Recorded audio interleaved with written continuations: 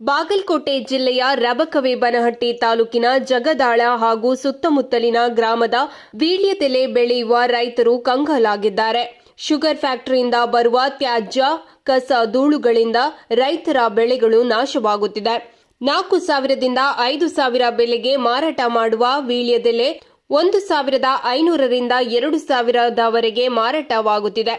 ರೈತರು ಬೆಳೆಗೆ ಮಾಡುತ್ತಿರುವ ಖರ್ಚು ಬರುತ್ತಿಲ್ಲ ಅಂತ ಸಂಕಷ್ಟ ಪಡುತ್ತಿದ್ದಾರೆ.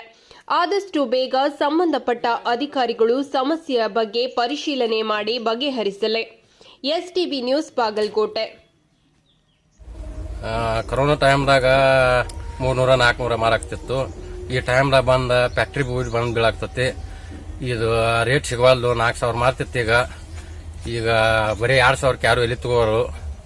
ಫ್ಯಾಕ್ಟ್ರಿ ಬೂಜ್ ಬಂದ್ ಬೀಳಾಕ್ತತಿ. ಇದಕ್ಕೆ ಪರಿಹಾರ ಕೊಡಬೇಕು. ಸಂಬಂಧಪಟ್ಟ ಅಧಿಕಾರಿಗಳು ಇದನ್ನ ಎಚ್ಚೆತ್ತುಕೊಳ್ಬೇಕು. ಇದರ ಬದಲ ಕ್ರಮ ತಗೋಬೇಕು. ಇದು ಎಷ್ಟು ದಿನದಿಂದ ನಡೀತಾ ಇದೆ ಸರ್? ಇದು ಬೂದಿ ಬಂದ್ ಬೀಳೋದು? ಇದು ಬೂದಿ ಬಂದ್ ಬೀಳೋದು ಈಗ 1 ತಿಂಗಳಾತ. ಈಗ ವರ್ಷ ಬೀಳತತಿ. ಸೀಸನ್ ಬಂದ್ ಬೀಳ್ತತಿ.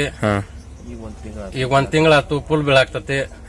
ಯಾವ ರೀತಿ ಮಾರ್ಕೆಟ್ ಅಲ್ಲಿ ಯಾವ ರೀತಿ ಕೇಳ್ತಾ ಇದಾರೆ ನಿಮ್ಮ ಎಲ್ಲಿನ? ಇದು ಪೈಲ್ 4,000 ಮಾರ್ತಿತ್ತು. ಈ ಟೈಮ್ ಬೂದಿ ಬೀಳ ನಮ್ಮ 2,000ಕ್ಕೂ ಕೇಳಬಾರ್ದು.